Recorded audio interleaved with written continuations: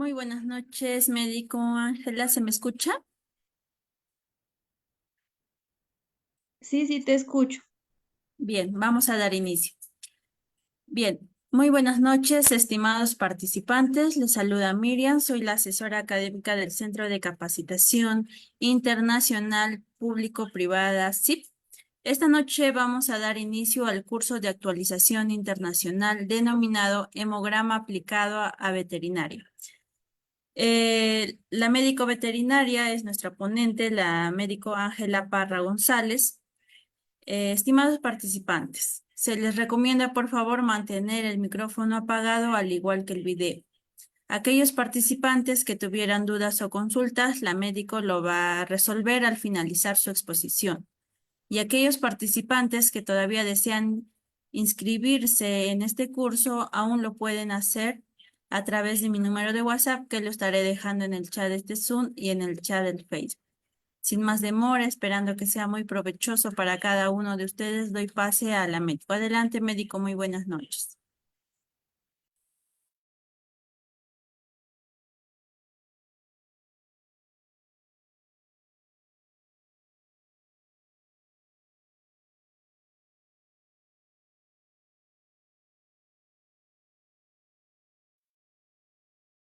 Hola, muy buenas noches para todos. ¿Me confirman si me ven y me escuchan, por favor? Sí, médico, se le escucha muy bien. Vale, ya les comparto la pantalla para poder iniciar la ponencia.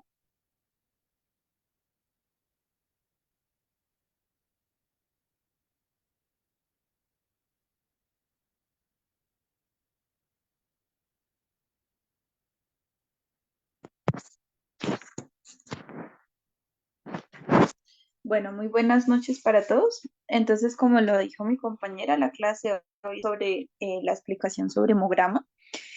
Para el tema de hoy vamos a abarcar 5 ítems. El primero son las técnicas de obtención para muestras de exámenes sanguíneas. La segunda va a ser eritrograma y leucograma en veterinaria. La tercera vamos a hablar sobre plaquetas y la parte de coagulograma en la parte veterinaria. La cuarta, aplicación clínica en hemograma y por último, un caso clínico para explicar todo lo anterior mencionado. Bueno, entonces, para iniciar una pequeña definición de qué es la parte sanguínea o también denominada la parte hematológica en medicina veterinaria. Entonces, como tal, es una rama de la medicina que va a estudiar la morfología de la sangre y los tejidos que producen y permiten generar diagnósticos, eh, perdón. Como les comentaba, entonces es una rama de la medicina que estudia la parte morfológica de la sangre y los tejidos que la producen. Permiten generar diagnósticos y tratar las enfermedades de la sangre y sus componentes celulares. Cubre la composición celular sérica también de la sangre y es un proceso también de coagulación y la formación de células sanguíneas. También por otro lado es la síntesis de hemoglobina y todos los trastornos relacionados.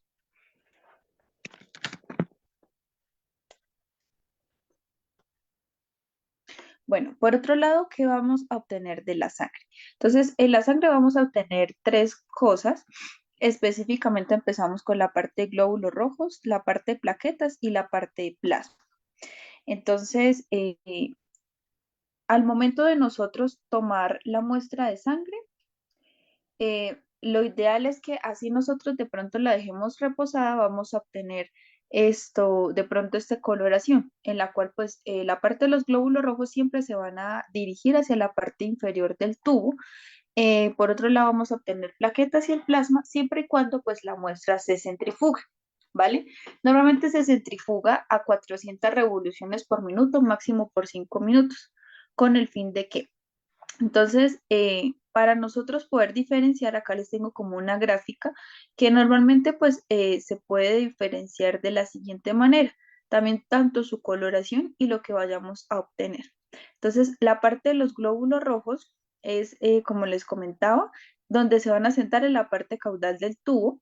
En la parte de la mitad se van a ver un halo de forma transparente en el cual se van a evidenciar la parte de los glóbulos blancos y las plaquetas.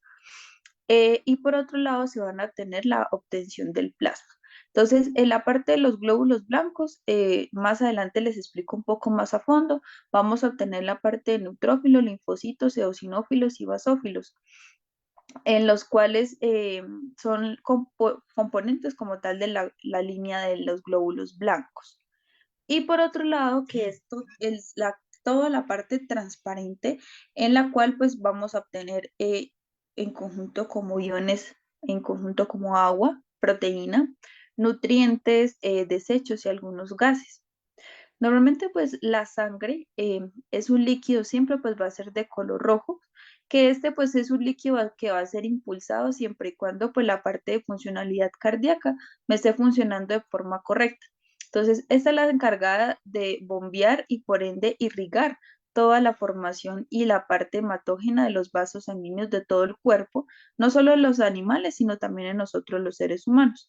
Y por ende, pues es la responsable de transportar aparte pues oxígeno en conjunto con algunos desechos en todo el organismo.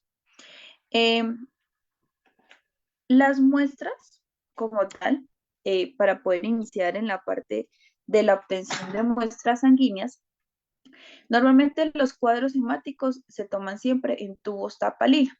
Entonces, el tubo tapa lila como tal va a contener el aditivo que el cual va a ser el lepta, que actúa como un ponente siempre que tenga anticoagulante. Entonces, él se va a unir al calcio de la sangre y por ende no me va a hacer formar la parte pues del coágulo. Y pues este tubo como tal me ofrece protección integral y funcional de todas las células sanguíneas. Entonces, hay varios tubos que normalmente, pues, de varios números, perdón, de varios ml. Entonces, hay un tubo grande que tiene 5 ml y un tubo pequeño que le va a corresponder 1 ml. Cada tubo, pues, va a contener una muestra o una rayita hasta a cierto punto en el cual, pues, ustedes deben incluir la muestra para que, uno, no se sobrepase y dos, de pronto no quede una muestra infuncional que quede bastante pequeña. ¿Qué pasa normalmente cuando la parte de que nosotros como médicos de pronto nos extendemos un poco más de la parte o la porción donde el tubo nos indica que la muestra debe ser hasta ese punto como tal, pues poder tomar la muestra? Entonces, si nosotros dejamos pasar o de pronto disminuir un poco, la muestra me puede salir alterada específicamente en la parte del volumen corpuscular medio y volumen corpuscular de hemoglobina, que es la conformación de la parte de anemias regenerativas o no regenerativas, ya que la conformación y la oxigenación de esas células se va a ver afectada. Entonces, por ende, me puede dar un valor irrelativo o irreal. Entonces, por eso siempre es importante mantener el punto de la línea o hasta donde nos indica para que esto no tengamos de pronto falsos positivos. Normalmente estos tubos no solamente se pueden tomar para cuadros hemáticos, sino también pues se pueden descartar enfermedades hemoparasitarias como la famosa Ehrlichia, anaplasma, también pues la babesia o el hepatozón, que son las enfermedades como tal. O el test de virales en felinos como SIDA y leucemia felina. Normalmente siempre para estos test se tienen que centrifugar la muestra a 400 revoluciones por minuto. Para solo el hemático no hay necesidad de centrifugar la muestra, pero siempre y cuando una vez tomada la muestra, siempre pues lo ideal es batir un poco, por así decirlo, la parte del tubo o hacer movimientos zigzagueos suavemente con el fin de no romper de pronto la celularidad o el oxígeno de la célula que lleva al interior.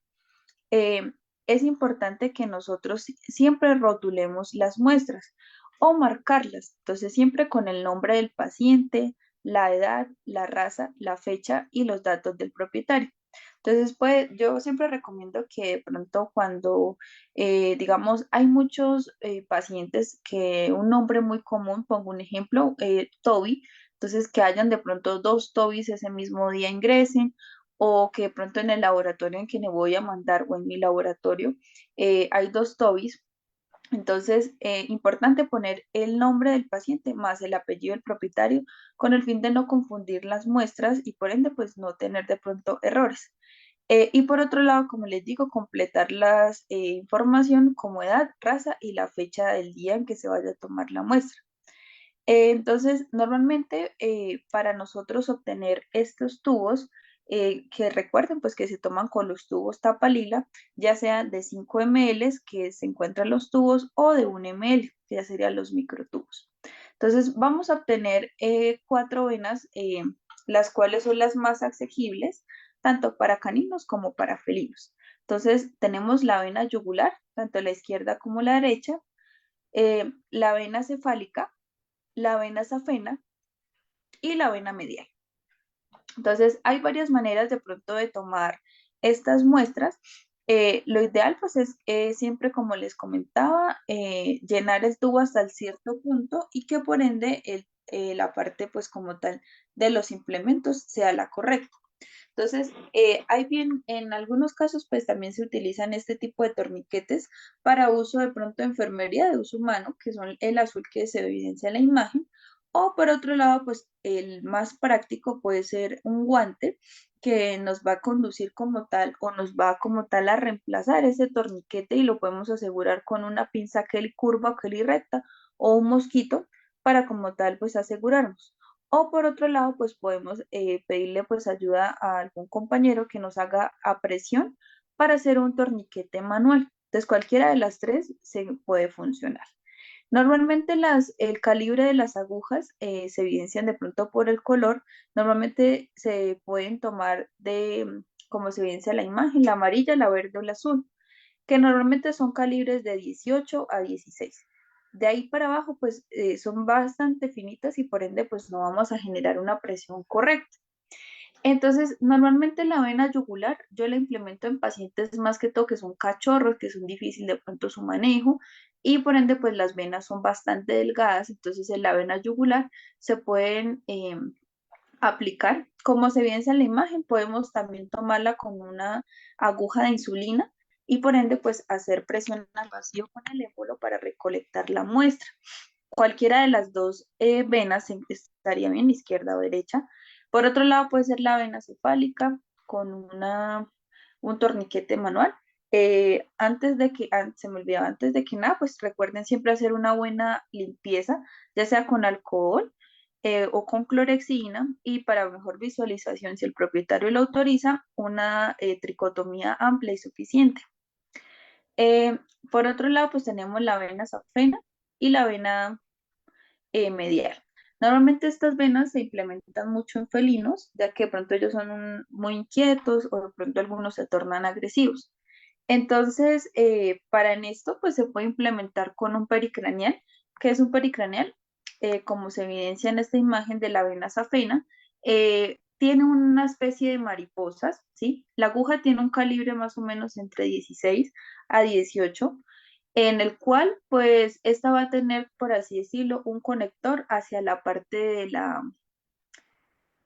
la jeringa. Entonces, ese recorrido que hacen de sangre, como se evidencian ahí, en la parte del peritoneal, ahí nomás en esa porción vamos a obtener un ml, más lo que se le añade de pronto pues en la jeringa que anteriormente pues está recolectando. Entonces, en este lado pues podemos obtener casi 12 ml de estos pacientes cuando se tornan de pronto muy agresivos, o de pronto pues en la vena medial, que es un poco más práctica para felinos, y se puede también hacer con una jeringa de insulina y hacerle pues una presión al vacío con el émbolo para tomar las muestras de sangre.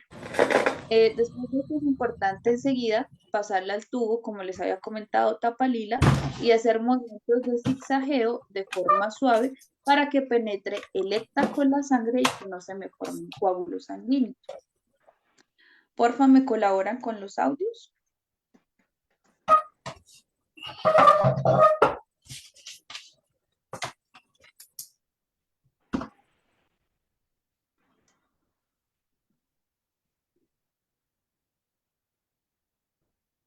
Ok, entonces ya una vez pues teniendo en cuenta pues cuáles son las vías de obtención para la muestra de sangre y los implementos a utilizar, específicamente el tubo sanguíneo, entonces vamos a empezar pues como a entrar más un poquito en forma.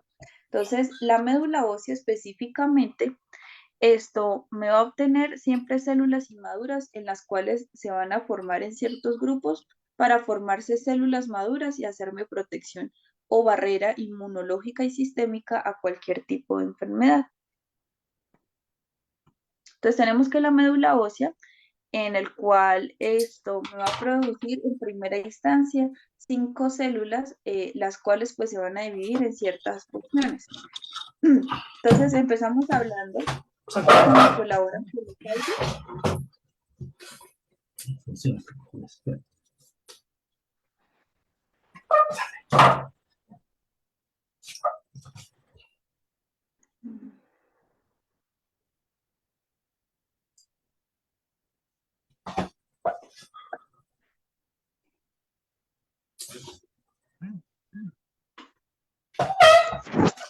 Esperen.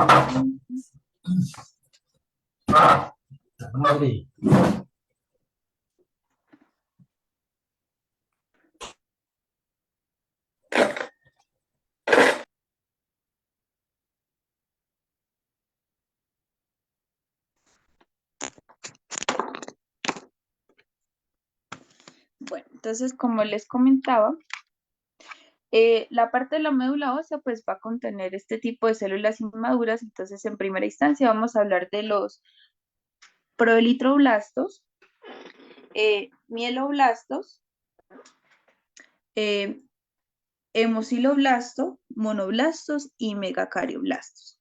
Entonces, estas son las primeras células que como tal esto me van a formar este tipo de células, ¿sí?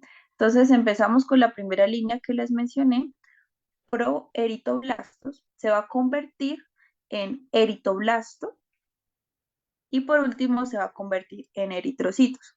Si pueden ver, pues este es un dibujo un poco pues didáctico, en el cual pues si ustedes visualizan la parte o la coloración y la formación de las células cambia.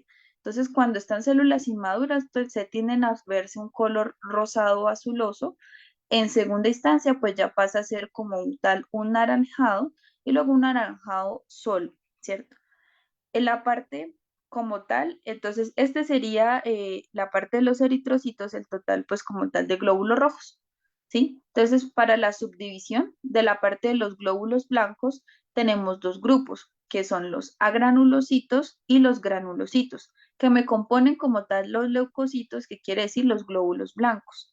Entonces, les comentaba de los mieloblastos, se va a convertir en progranulocito. Estos progranulocitos se dividen en tres, que serían los bausófilos, eosinófilos y neutrófilos, que me van a dividir el grupo de los granulocitos. El segundo grupo, que van a ser los agranulocitos, van a ser los linfocitos, perdón, linfoblasto, linfocito, por otro lado los monoblastos y los monocitos, que me van a comprender el grupo de los agranulocitos y como pueden ver, la coloración cambia para que las células puedan formarse maduras. Y por último, los trombocitos, que quiere decir la parte de las plaquetas, entonces quiere decir los megacarioblastos, megacariocito y los trombocitos. Entonces se dividían en estos tres grupos, bueno, cuatro que en realidad se subdividen en ambos, que serían glóbulos rojos, blancos y plaquetas. Entonces, como les repito, serían los rojos, eritrocitos. Los blancos se dividirían en dos grupos, granulocitos a granulocitos, que me va a componer los leucocitos, y por último la parte de los trombocitos. Entonces, acá pues ya empezamos a hablar del segundo módulo, en el cual pues sería la parte del eritrograma.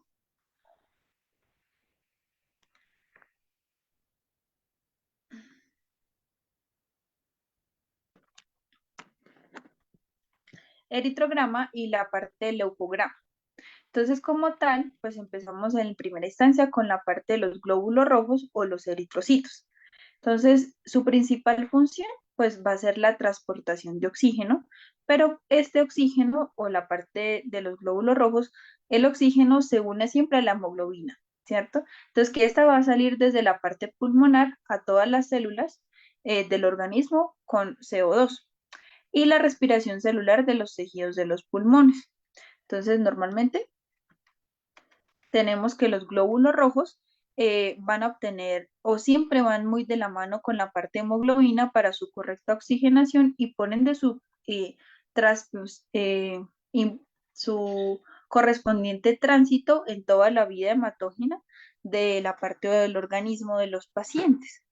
Normalmente, estas glóbulos rojos van a tener una vida promedio de 120 días en el organismo, ya sea en pacientes que están de pronto recién nacidos, cachorros o en adultos. Como tal, esa sería la longevidad de toda la parte de los glóbulos rojos. Normalmente los glóbulos rojos viejos o dañados se van a descomponer siempre en la parte del vaso o del hígado, que normalmente también se le llama como un cementerio de estos glóbulos rojos.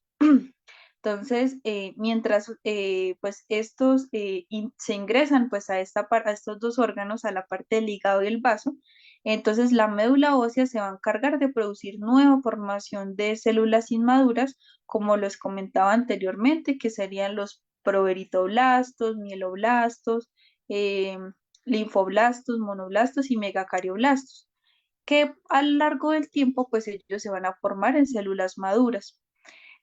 Normalmente hay una hormona que es la eritropoyetina que me va a controlar la producción de los glóbulos rojos y se libera como respuesta a través de la funcionalidad renal en conjunto pues bajo los niveles del oxígeno que por ende pues me va a producir o me va a estimular esa médula ósea.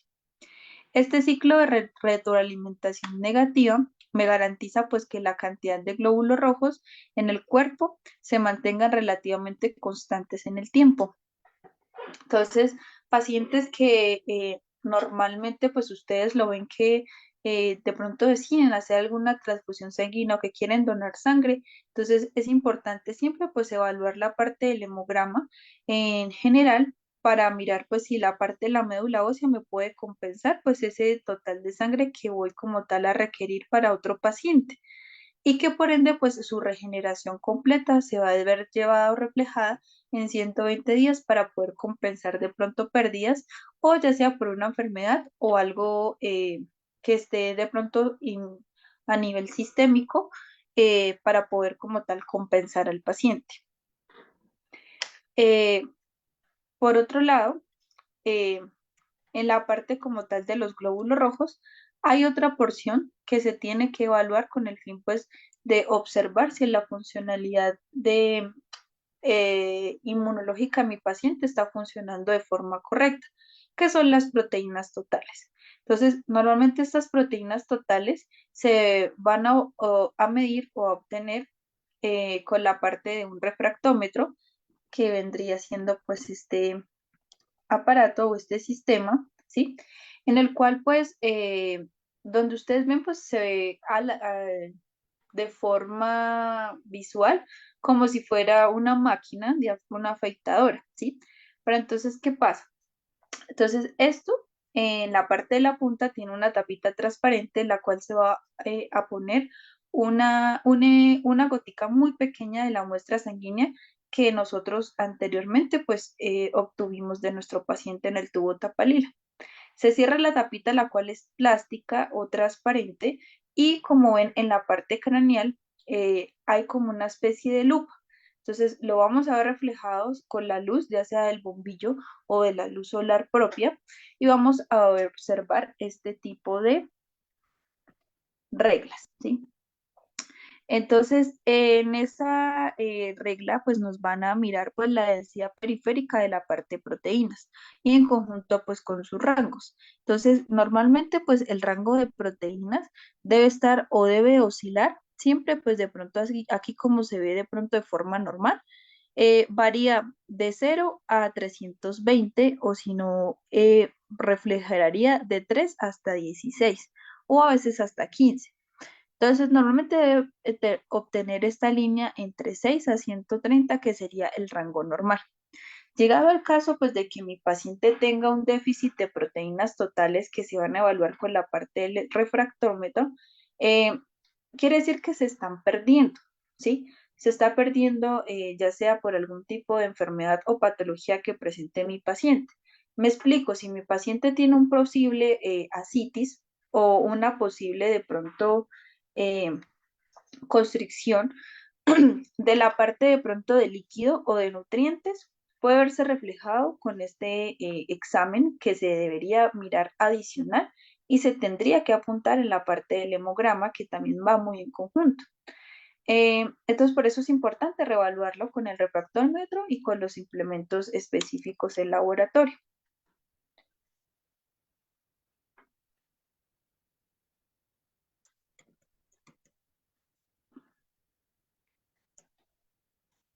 Bueno, entonces la otra porción que vamos a ver reflejada sería la parte de los glóbulos blancos. Entonces, bueno, ahí perdón, ahí me confundí. En primera instancia, los glóbulos rojos son lo que anteriormente expliqué, que como tal, pues ellos son la que en conjunto con la hemoglobina se encargan pues de la oxigenación y bombean todo el sistema. En cambio, los glóbulos blancos son los encargados del sistema inmunológico del paciente en todo su cuerpo y me ayudan a combatir infecciones de otras enfermedades o algunas enfermedades. Entonces, los glóbulos blancos, como los comentaba, pues tienen dos grupos que son los agranulocitos y los granulocitos. Entonces, los granulocitos se componen de neutrófilos, eosinófilos y basófilos, y los agranulocitos de los monocitos y linfocitos, que en este caso serían las células T y las células B. Entonces, normalmente estas dos células son las que surgen en la médula ósea, pero existen dos tipos de linfocitos que están presentes siempre, que serían estos dos tipos de células, que son los monocitos y linfocitos, que por así decirlo sería como la primera línea defensora frente a cualquier tipo de bacteria, infección o algo que me esté atacando mi sistema inmunológico. Entonces, por ende, ellos son las primeras células de defensa, que como tal, pues llegado al caso que en cierto momento estas se vencen en un porcentaje mayor a 3 veces perdón, o mucho más altos de lo normal, pues ya me indican de pronto que es una alteración de pronto ya crónica o una inflamación que a mi paciente le está generando cualquier patología que esté presentando a nivel sistémico. Eh, ya la otra línea, que serían los neutrófilos, eosinófilos y basófilos, serían líneas de pronto como infección de pronto o inflamación de forma aguda. Cuando ya es algo crónico, estas dos líneas, que serían los linfocitos B y T, o los monocitos y linfocitos, ya sería, pues lo tomaríamos como algo crónico. Entonces, normalmente pues estos se pueden visualizar de forma correcta como si fueran a consumir algún tipo de bacteria como se evidencia acá en la parte microscópica.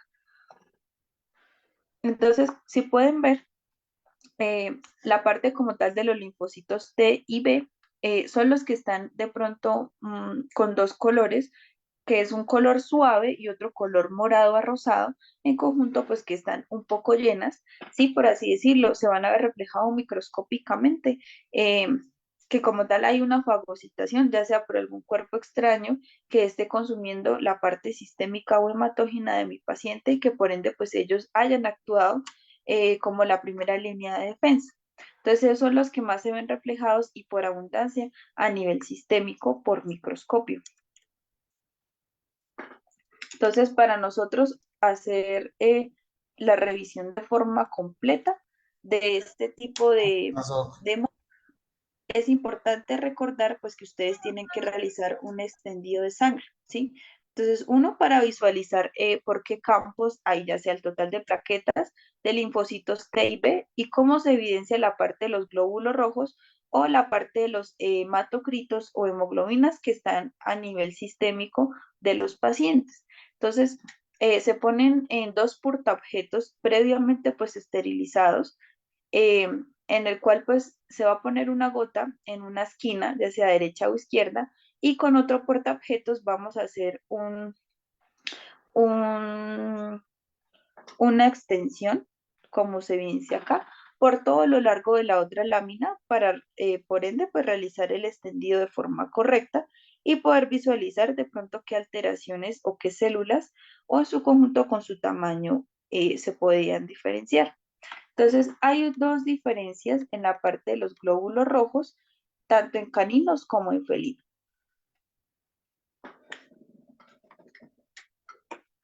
Entonces, Una vez pues haciendo el extendido de sangre y pues queramos realizar un conteo manual a través del microscopio para mirar la conformación, la parte de la hemoglobina y la estructura de esta parte de glóbulos rojos, en los caninos se evidenciarían de esta forma. Entonces, un poco pálidas a nivel central, eh, y por ende pues se verían de pronto de este tamaño, que estén un poco bien oxigenadas y un tamaño asequible y de forma visual. Y pues que hay algunas de diferentes tamaños, pero normalmente pues tienen una palidez bastante marcada. A comparación de la parte pues de los felinos, en este caso pues van a haber tamaños variables o pequeños, específicamente pues siendo una anisocariosis, que normalmente sería disminución en la parte de los bordes, que sigue siendo pálido a nivel interno, pero por ende pues ya no se van a ver de pronto tan grandes como se pueden evidenciar en la parte de los caninos. Entonces, esa sería de pronto pues como la característica macroscópica que podemos visualizar en el microscopio a través de imágenes, que la parte pues de los caninos son mucho más grandes, y pues se respetan sus espacios. En cambio en la parte de los felinos son más pequeñas y pues tienen una disformación en la parte del sistema como tal, alrededor.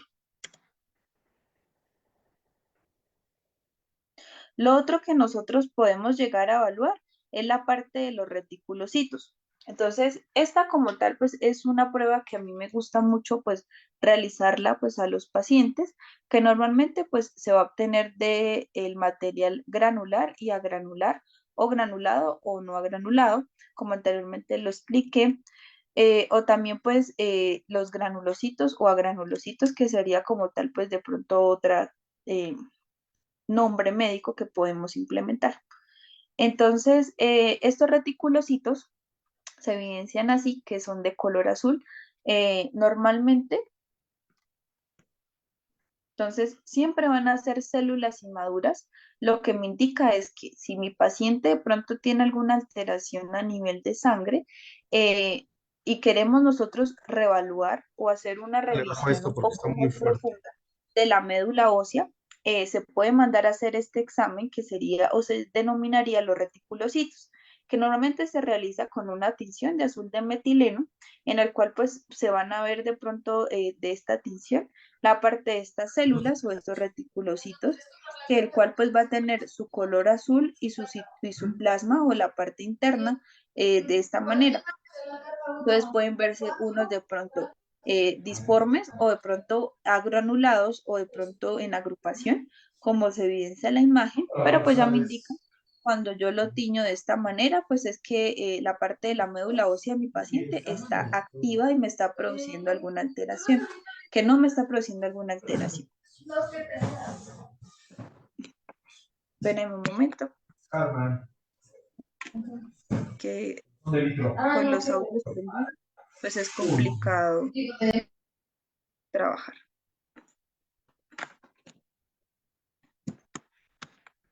Bueno, entonces como les comentaba, la parte de esto se va a teñir siempre con azul de metileno, observándonos a nivel del microscopio esta posición.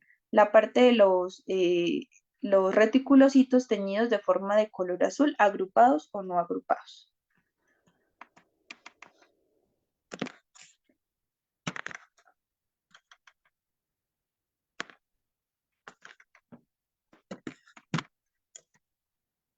Bueno. Pasamos al tercer módulo, en el cual pues vamos a hablar un poco de la parte de plaquetas o la parte de coagulación en veterinaria. Entonces, normalmente pues para qué sirven las plaquetas, también se conocen, como les dije en la parte gráfica, como los trombocitos o los tromboxanos, eh, tromboblastos, perdón, esto que son células que son pequeñas, que la cual no posee núcleo, son procedentes de la fragmentación del citoplasma de los megacariocitos, que son las células inmaduras que me produce la médula ósea, y que con el tiempo pues se me van a formar la parte de los trombocitos. Contienen como tal abundantes gránulos y participan en la hemóstasis, y como tal, pues su citoplasma es eosinófilos y contiene un gránulo fino basófilo. Entonces, acá podemos observar microscópicamente cómo se pueden ver reflejados. Siempre de pronto de forma inusual, las máquinas en algunas ocasiones nos arrojan de pronto resultados de pronto que son muy lógicos para la sintomatología de pronto que mi paciente esté presentando en el momento. Entonces, se puede realizar un conteo manual o mandar pues al laboratorio para que me contabilicen la parte de plaquetas o los trombocitos de forma manual, a ver pues que si por campo hay esa disminución, pues de pronto el resultado sí puede ser algo realista al momento pues de implementar. Entonces, como se evidencia en la imagen A, las flechas son unos pequeños puntos que se tiñen de color siempre morado. Entonces, como les leí anteriormente, son células que no tienen núcleo y que son siempre pues de forma redondas y pequeñas que están al lado pues de la parte de los glóbulos rojos, como con el fin pues de obtener buena oxigenación y alimentación de la parte hematocrita o en algunas ocasiones pueden verse de forma en agrupación y bastante pues unidas, como se evidencia pues esta imagen B, que están bastante pues unidas, entonces ahí pues ya sería pronto algo patológico. Normalmente lo mismo que la sangre, ellas necesitan oxígeno para poder funcionar y si se agrupan, quiere decir pues que están buscando oxígeno de otras células vecinas para poder solventarse o sobrevivir. Entonces, de pronto esta sería de pronto la interpretación que podemos llegar a abarcar. Acá pues ya aplicamos un poco en el cuarto ítem, la parte de clínica en el hemograma. Entonces, acá pues vamos a desglosar cada uno de la anterior mencionada, pero pues lo vamos a llevar pues una aplicación clínica de por qué se aumenta o disminuye cualquier valor, ¿sí? Entonces empezamos hablando del hematocrito y la hemoglobina. Recuerden que el hematocrito es el total de la sangre y la hemoglobina es cómo se oxigena esa célula y cómo por ende me va a perfundir cualquier otro órgano a nivel hematógena o vía sistémica de mi paciente. Entonces, cuando hay un aumento del hematocrito, pueden ser uno por errores de tomar la muestra. Entonces, como les comentaba. Entonces, si de pronto dejamos el tubo menos de pronto lo que nos indica la línea o de pronto más de lo que nos indica la línea, puede ser un error de muestra, en el cual pues puede ser catalogada o prolongada como una deshidratación. Por ende, puede ser por estrés, excitación del paciente o aumento de ejercicio. Puede ser aparte pues una enfermedad mieloproliferativa, que la parte de la médula ósea no me esté respondiendo de forma correcta. Y por otro lado, alguna policitemia secundaria, que sería alguna anemia que no se pueda regenerar. En este caso puede ser alguna neoplasia, inflamación renal, hipoxia, enfermedades tisulares o enfermedades cardiopulmonares. Cuando hay una disminución del hematocrito y la hemoglobina, pues me indican de pronto que el paciente tiene una posible anemia. Entonces, hay un secuestro en la parte del vaso, ya sea de pronto por algún fármaco. Anteriormente les había mencionado que el vaso y el hígado sería de pronto el cementerio de este tipo de células cuando pues ya terminan su ciclo de vida o por ende no me están funcionando de forma correcta. Entonces se van a almacenar en la parte del vaso o el hígado y aparte pues si sale un procedimiento anestésico, por ende pues se van a ver reflejados como disminución. Hiperhidratación también puede ser por errores de tomar la muestra, ya sea por exceso de ECTA, se me había mencionado, no solo porque de pronto agitemos bien la parte del tubito o llegamos hasta la línea que nos indica, sino que por ende pues el tubo le agregamos más ECTA de lo que ya de pronto tiene el tubo, entonces esto me puede hacer hemólisis o ruptura de las fibras y perdón, de la parte celular y que por ende pues no se vean reflejados de la porción que yo quiero. Hablamos ahora de este porcentaje que es el volumen corpuscular medio, que sería BCM. Entonces, esta como tal es para mirar la conformidad y por ende si el paciente descartar si tendría alguna anemia regenerativa o no. Entonces, normalmente, pues cuando hay un aumento se denominaría macrocitosis. Entonces, puede ser una anemia regenerativa a través pues, de los reticulocitos Recuerden que anteriormente les comentaba de esa muestra o de ese examen que es importante reevaluarlo. Uno, pues también para mirar la reformación y cómo se encuentran las partes de los reticulocitos o si definitivamente pues no hay. Por otro lado, puede ser un déficit de ácido fólico y vitamina B12. Por otro lado, pues alteraciones de la proliferación de precursores eritoideos, la parte de felinos como la leucemia felina, que son enfermedades virales, y por otro lado, en algunos pacientes que de pronto ciertos de razas, específicamente el caniche, me pueden ver la parte del aumento y en conjunto, pues de pronto con muestras de sangre que han estado viejas. Me refiero a que no les comenté antes de empezar.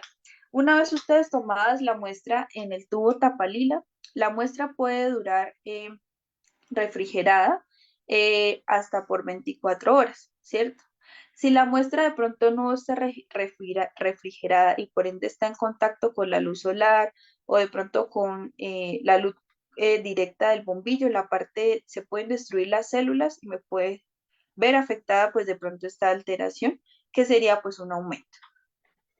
Cuando hablamos de la disminución, que sería microcitosis, puede ser de pronto una deficiencia de hierro o vitamina B6. Entonces pueden causar pues alteraciones en la maduración de los precursores. Puede ser una anemia ferropénica que se puede conducir por un shock ortosistémico cuando hay una disminución. O también fisiológica en ciertas razas, puede ser anteriormente, como les dije, pero en esta ocasión puede variar como un Charpey, un Chip, un Inu o una Akita, eh, en la cual pues puede ser algo pues fisiológico de la raza que se puede disminuir. Por otro lado, para reevaluar y confirmar que mi paciente tiene de pronto alguna anemia regenerativa o no, se mira con la hemoglobina corpuscular media HCM. Entonces, normalmente cuando hay un aumento se denominaría la hipercromia, que sería de pronto una falsa lipemia, una hemólisis por de pronto el transcurso de la muestra o las condiciones en que las dejamos en el ambiente, eh, esferocitos y cuerpos de Heinz. Normalmente, pues estos serían de pronto algo que sería anormal a la comparación normal del hemático. Cuando hablamos de una hipocromía, que sería una disminución del volumen corpuscular de hemoglobina, perdón, sí. Entonces, esto sería por un déficit específicamente de hierro o vitamina B6, que puede ser pues de disminución por la síntesis de hemoglobina y por ende pues me puede generar una anemia regenerativa siempre y cuando yo evalúe la parte de los reticulocitos para descartar o confirmar.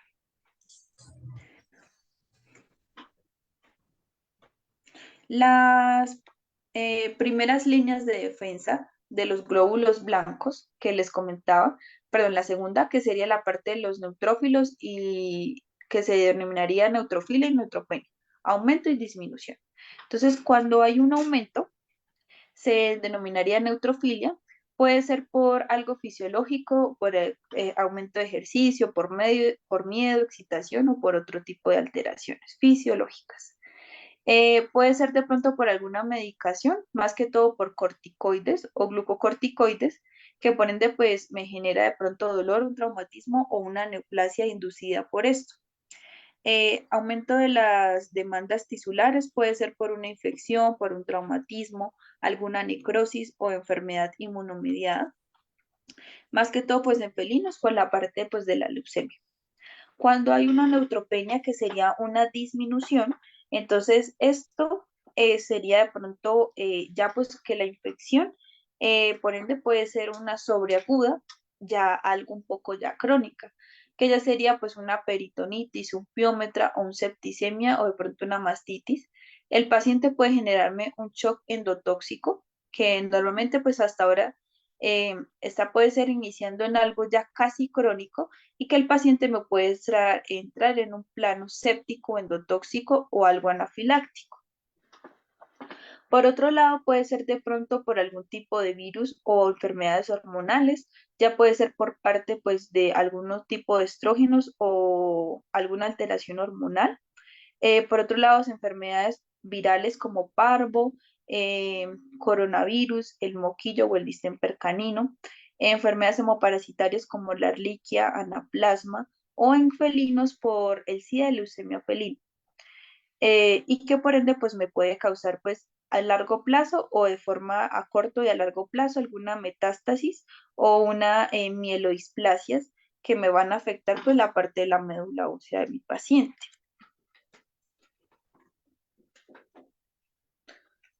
Como les comentaba, la primera línea que son linfocitos y monocitos, entonces aquí pues ya la infección o la inflamación va a ser crónica. Entonces, cuando hay un aumento, entonces uno puede ser también por algo fisiológico, un traumatismo o de pronto miedo o dolor. Cuando hay de pronto ya algo un poco más avanzado, ya sería una inflamación crónica por enfermedades autoinmunes o infecciones, como les comentaba anteriormente, endotóxicas o septicémicas. Leucemia proliferativa, como la enfermedad pues, de Addison, que es como la más común. Linfopenia ya hablaríamos de una disminución. Entonces, más que todo puede ser por dolor, por traumatismo, enfermedades como tal hormonales, como un Cushing, un hipertiroidismo o un hipotiroidismo, enfermedades como el moquillo, el SIDA, leucemia felina o la panleucopenia felina. Y también pues allí veríamos un poco también reflejada la parte de los hemoparásitos. Cuando los pacientes pierden pues algún tipo de la línea linfa, puede causarse pues de pronto un quilotórax o alguna alteración respiratoria porque hay un acúmulo como tal de estas glóbulos blancos que me van a actuar para como defender mi sistema en general, o por la aplicación de inmunodepresores como la parte de los corticoides. Por otro lado hablamos de los monocitos. Estos como tal se van a aumentar por inducción a nivel de los glucocorticoides. Como tal también se afectan por infecciones crónicas, como les comentaba, linfocitos y monocitos por algo ya crónico. Puede ser de pronto por necrosis tisular, quemaduras o por enfermedades en general, más que todo por piómetra o por algo septicémico.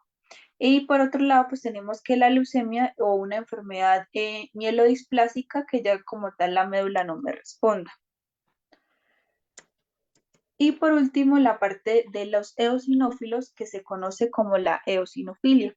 Normalmente, pues esta puede ser por dos causas, por reacciones alérgicas, ya sea por pulgas, garrapatas, parásitos internos o externos o nematodos, que me genera pues como por ende un shock anafiláctico de mi paciente, o que por ende por la carga parasitaria que tenga mi paciente, él se vaya a descompensar.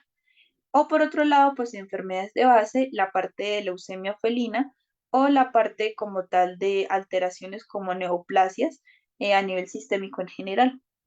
Normalmente la neutropenia no se tiene un valor generalizado y que normalmente pues no existe, como si estuviera la parte de la sinofilia, que normalmente pues las otras ya las había comentado.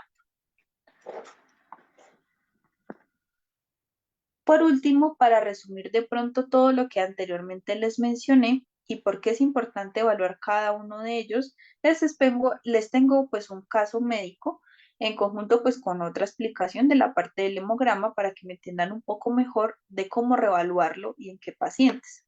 Entonces, esta pacientica me llegó pues hace poco. Acá les resumo un poco la historia. Es una paciente canina de 2 años de edad que proviene de clima caliente. La propietaria en clima caliente pues no le controla la parte de la pulga y la garrapata. Eh, Hace un año pues no se vacuna ni se desparasita, lleva un descuido bastante grande. Presenta defecaciones líquidas y negras en conjunto con vómitos esporádicos y lleva con esta sintomatología hace 4 días y por estos 4 días la paciente no come ni toma agua.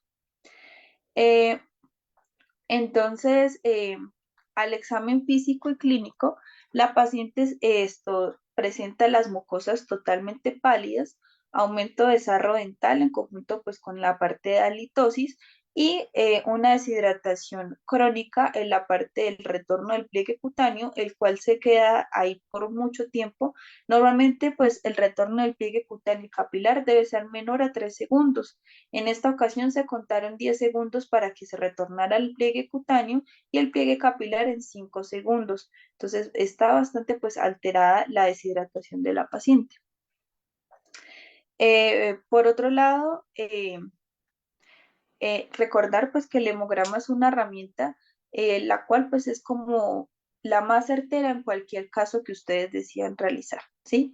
Porque ahí pues les van a evidenciar cuál sería la infección, si es aguda o crónica, si necesita algún tipo de antibiótico o una transfusión sanguínea o una activación plaquetaria. Entonces, con este caso, ¿qué se le realizó? Entonces, en primera instancia, con esta paciente se le realizó pues un hemograma en el cual se van a ver reflejados esta.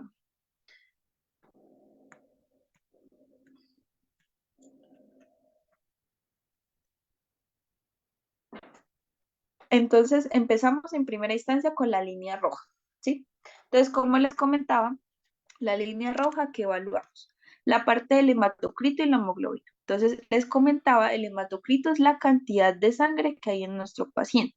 Mi paciente tiene el hematocrito en 23.9, el rango mínimo según la máquina que lo procesó debe estar en 38.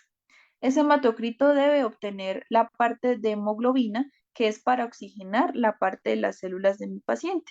Entonces, esa hemoglobina está en 9 y mínimo debe estar en 11. Entonces, por ende, allí mi paciente tiene una deshidratación bastante crónica porque está casi 3 veces por debajo de lo normal, de lo que debe pues estar como tal la parte de los rangos normales, que me indica que por ende pues ahí ya hay una anemia bastante progresiva. Por otro lado, les hablé del volumen corpuscular medio y volumen corpuscular de hemoglobina. Entonces, este volumen corpuscular medio eh, me va a obtener la parte de 72.4, el rango debe estar en 66 hasta 77, está dentro del rango. Volumen corpuscular medio de 37.4, el rango debe estar en 32 hasta 36.3. Por ende, pues es un rango que está mayor. Entonces ahí ya me indica de pronto anemia que puede ser regenerativa, ya que el volumen corpuscular medio está normal, pero que la hemoglobina y el hematocrito está bastante afectada. Por otro lado, en esa misma línea, en la parte de abajo, hablamos de la parte de plaquetas.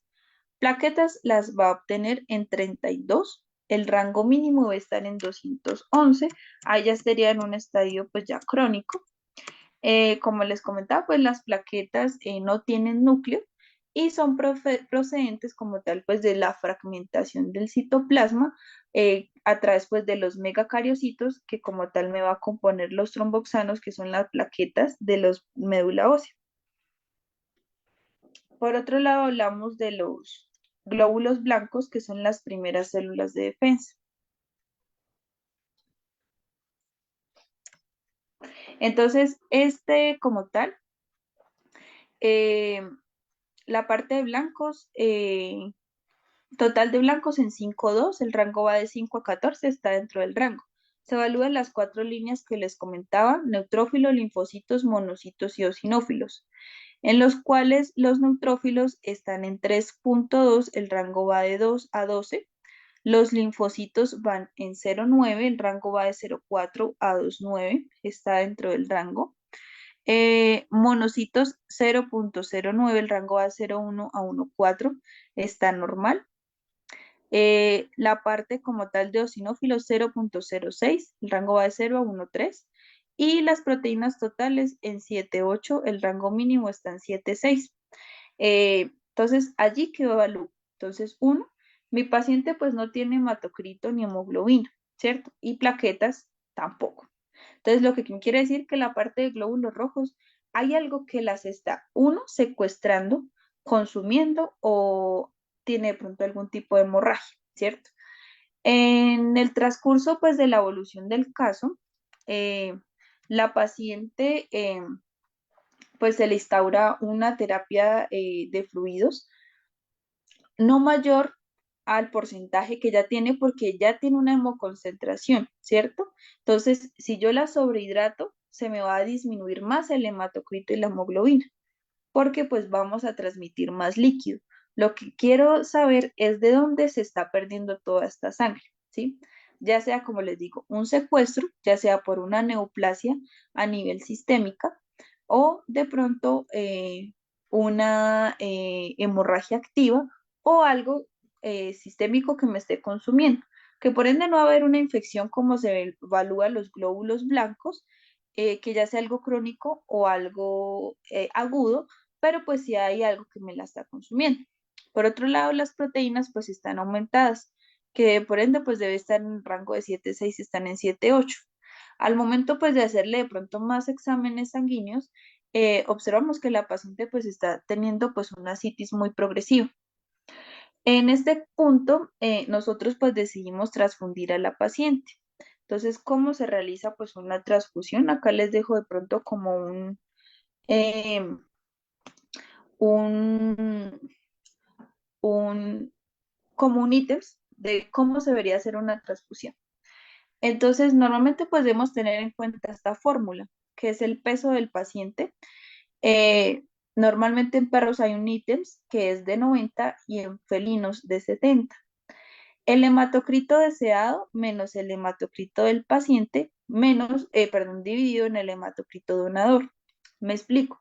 Si mi paciente en este caso tiene un hematocrito de 23 y el rango mínimo debe estar en 38, entonces el hematocrito deseado debe ser 38 o en el rango de hasta 50, que sería un rango normal.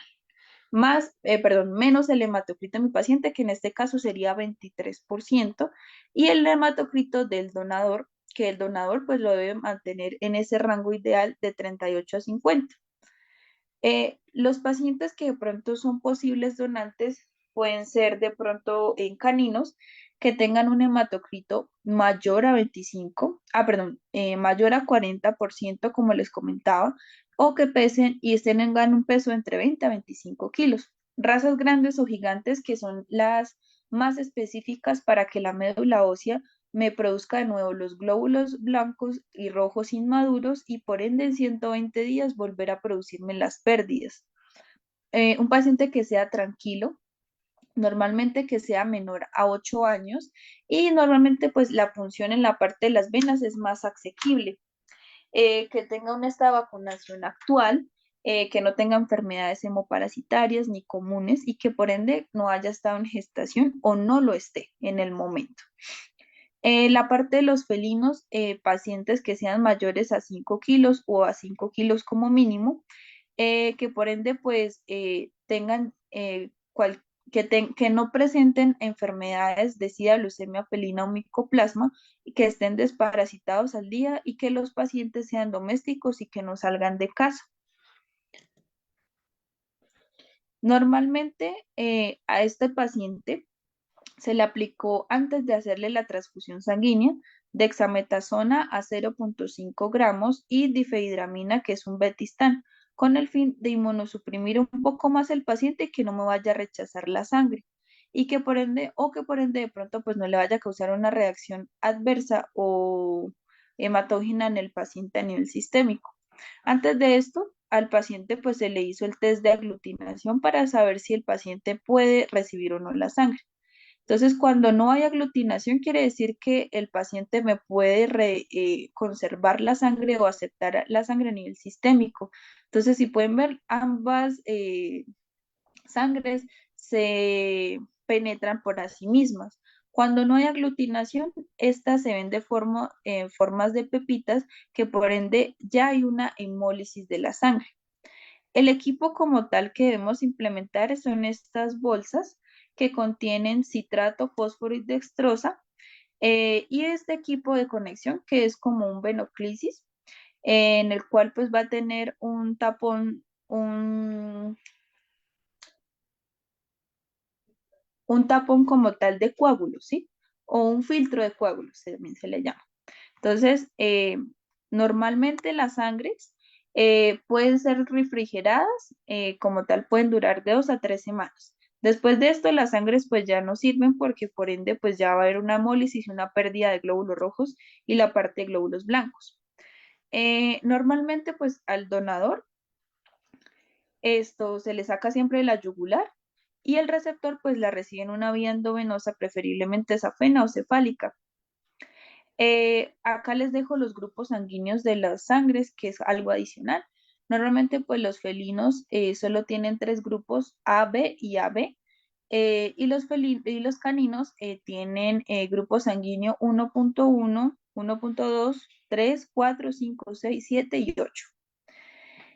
Para seguir con el caso, después de pues, realizarle de pronto la transfusión sanguínea a mi paciente, ¿cuáles fueron los diagnósticos que nosotros implementamos? Eh, Diferenciales para el caso. Eh, Ehrlichia canis, anaplasma, babesia y hepatosón. Son enfermedades hemoparasitarias que la transmiten la pulga y la garrapata eh, por cualquier edad que la pique a la paciente, ya sea en el transcurso de vida o no. Aparte, pues que la propietaria en el caso clínico hace muchos años no le controla la pulga y la garrapata y pues ella viene de clima caliente. O puede ser que así de pronto la propietaria me dijera que la parte de eh, que ella todos los meses de pronto le controla la pulga o con baños, pero puede ser que la madre en gestación tuviera la enfermedad y que por ende ellos siempre van a nacer con la enfermedad a través de vía transplacentaria, ellos nacen con la enfermedad. Entonces, ¿qué pasa con este parásito? Se alimenta específicamente del hematocrito, la hemoglobina y la parte de plaquetas.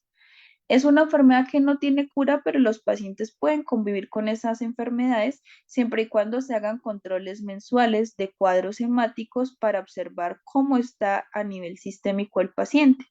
Que cualquier otra enfermedad que el paciente tenga, ya sea de pronto por tos o de pronto por algún golpe, el sistema inmunológico por ende decae y estos parásitos cogen fuerza y por ende se alimentan de esta sangre.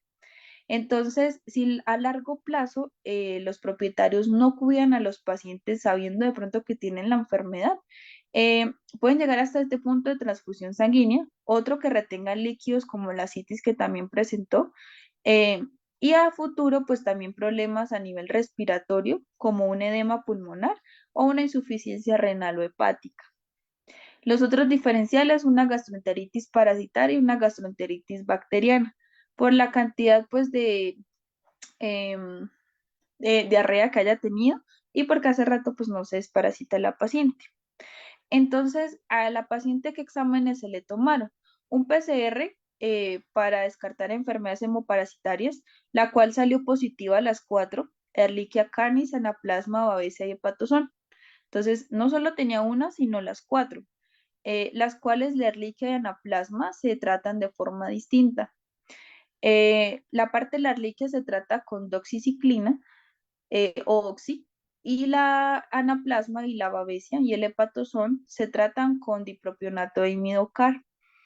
Entonces, en este punto, como la paciente tenía las 4 enfermedades y por ende, al momento de realizarle la transfusión al siguiente día, no tuvo mejoría y rechazó completamente la sangre, así se le aplicara el betistán y la dexametasona para inmunosuprimirla, se le tomó un perfil o una prueba de reticulocitos que se las mencioné anteriormente, que normalmente pues estos reticulocitos se tiñen con azul de metileno, en el cual pues son las células inmaduras que me va a indicar que la médula ósea me está produciendo estas células, tanto glóbulos blancos o rojos. En esta total de reticulocitos había un 0%, lo que me indica que la médula ósea nunca me iba a responder por más tratamiento que yo lo pusiera endovenoso y la transfusión sanguínea. Entonces quiere decir que el parásito, el primer órgano que afectó pues va a ser la médula ósea porque es la primera célula madre que abarca todas las células nuevas. Entonces, si ya no hay ningún reticulocitos en la muestra, así por más que de pronto yo instaure terapia, el paciente no nunca va a mejorar. Entonces, por ende, como la parte de la transfusión sanguínea no tuvo efectividad, ni la aplicación de ningún medicamento que se le aplicó sistémico, se decide pues la eutanasia del paciente. Entonces, por eso es importante la lectura de los exámenes y las pruebas correctas para poder interpretar de forma correcta. Lo mismo pues hago siempre de pronto recalcar, cuando los pacientes tienen un daño renal, me voy un poco más allá de otro factor para que me entiendan un poco esto de los reticulocitos. Si su paciente tiene un daño renal de forma aguda, pero si ustedes le realizan un SMDA, que es para mirar la funcionalidad del riñón, en el cual está en estadio 5, ustedes ya no pueden hacer absolutamente nada por ese riñón y el riñón no les va a funcionar así por más medicina que ustedes les coloquen. Ya no va a haber médula ni corteza en ese riñoncito. Entonces, lo mismo pasa con estas pruebas a nivel de sangre por la parte de los reticulocitos. Entonces, por eso siempre las implemento para uno, de pronto ser muy concretos con los propietarios, no gastarles tampoco tanto dinero y pues no darle falsas expectativas, ¿sí? Hay algunos pacientes que sí salen, pero con estos reticulocitos ya no hay nada que hacer. Entonces, eso era lo que les quería de pronto explicar un poco sobre el cuadro hemático. Ahora vamos a pasar a la sesión de preguntas. Si alguno tiene alguna duda o inquietud respecto a la clase o quiere de pronto eh, enseñarnos un caso, lo pueden realizar, ya pueden encender sus micrófonos o recuerden pues que está el chat abierto por si quieren eh, compartir algún caso o alguna duda que tengan.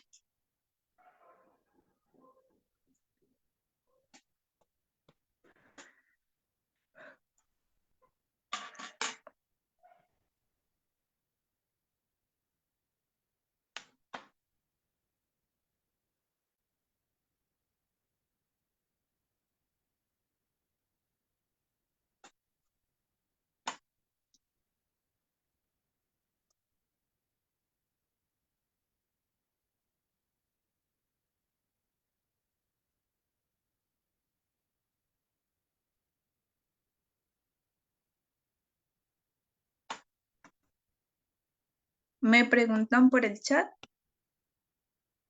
Cuando los pacientes son positivos de pronto a veces, ¿qué medicamento uso?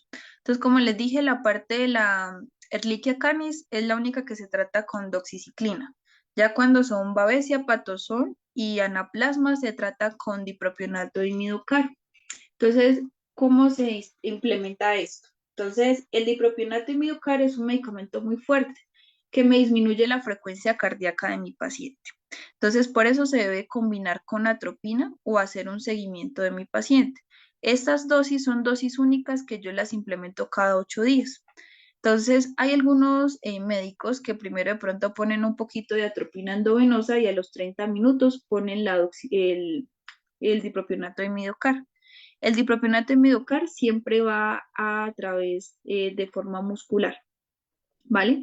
¿Qué hago yo? Médicamente los resultados pues me han dado. Yo combino las dos dosis en una sola jeringa, la atropina y el dipropionato imidocar de forma intramuscular. Y mantengo a mi paciente bajo hospitalización por lo menos por 12 horas, en el cual pues instauro una terapia con tal de fluidos y por ende de constantes fisiológicas, eh, tanto respiratoria, cardíaca y la temperatura de mi paciente. Después de esta aplicación, a los 8 días vuelvo a tomar un hemograma. El hemograma observo si hay mejoría o no, o si mi paciente necesitaría otra dosis del dipropionato, pero siempre debe ser bajo hospitalización, ya que es un medicamento pues que es bastante fuerte para el paciente y en algunas ocasiones algunos pueden entrar en paro cardiorrespiratorio. Entonces, para la aplicación de este medicamento siempre hago firmar a los propietarios eh, un consentimiento informado en el cual pues les explico lo que se le va a realizar y cuáles son de pronto las contraindicaciones o los efectos adversos que tiene el medicamento. Ese sería pues de pronto el paso a seguir con pacientes que tengan este tipo de enfermedades hemoparasitarias. Sí, exacto. Entonces, el dipropionato más la atropina cada 8 días, pero igual pues tienes que reevaluar el hemático. Hay algunos pacientes que solo lo necesitan única dosis o de pronto dos dosis cada 8 días, ¿sí?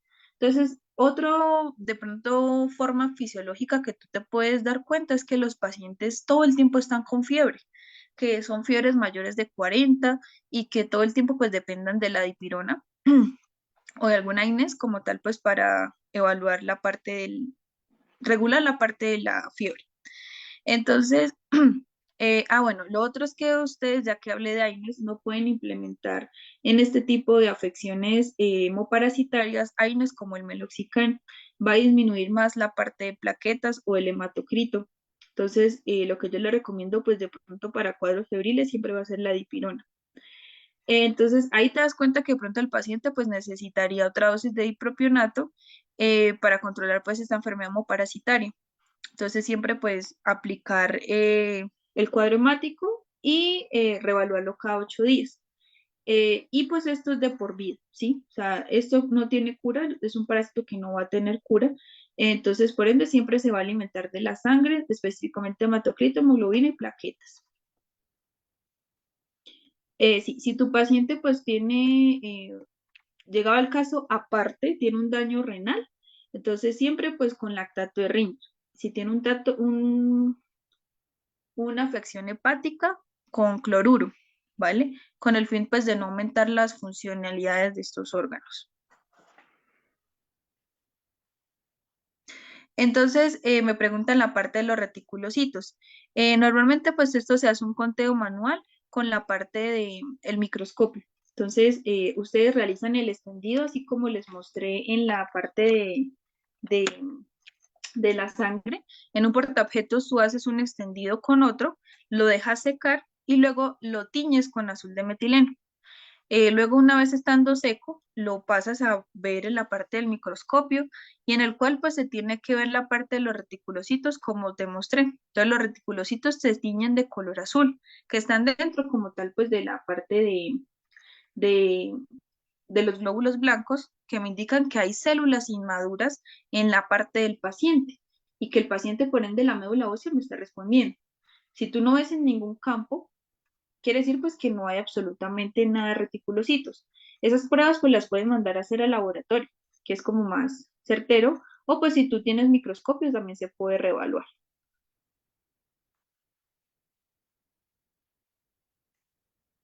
Exacto, sí. Entonces, como te dije, lo principal pues es la dipirona para que no te baje más el hematocrito y la parte de plaquetas por los AINES y pues reevaluarlo cada 8 días. Para pacientes que tienen hemoparásitos, que normalmente pues es como lo más que ha llegado en clínica y más en pacientes que son de clima caliente. ¿Hay alguno que tenga alguna otra pregunta o inquietud?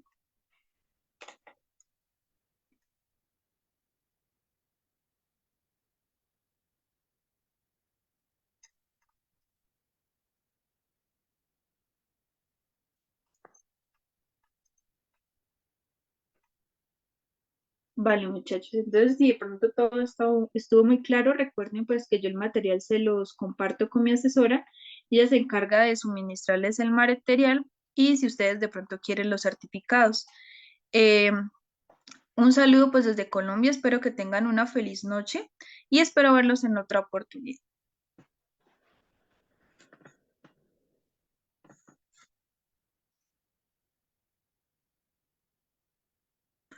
Bueno, la última pregunta que me preguntan, ¿en piómetra los blancos generalmente están aumentados? Sí. Entonces, cuando es piómetra ya me indica que hay un pus, ¿sí? Ya es algo de pronto que puede generar una endotoxemia o una sepsis cuando es piómetra. Entonces, cuando es piómetra, recuerden que los monocitos y los linfocitos son las primeras células que normalmente se defienden y ellos son los que cuando se aumentan demasiado, me indican que es algo crónico. Cuando de pronto los linfocitos, perdón, los neutrófilos o los eosinófilos o los basófilos están levemente aumentados, pues me indica que es una enfermedad aguda que me puede generar hasta ahora empezando un hidrómetra, un hemómetra que hasta ahora está empezando con la infección. Un piómetra ya es algo crónico y por ende la parte de estas líneas, como te mencioné, van a estar generalmente muy aumentados. Entonces ahí te evalúas si es algo crónico o agudo.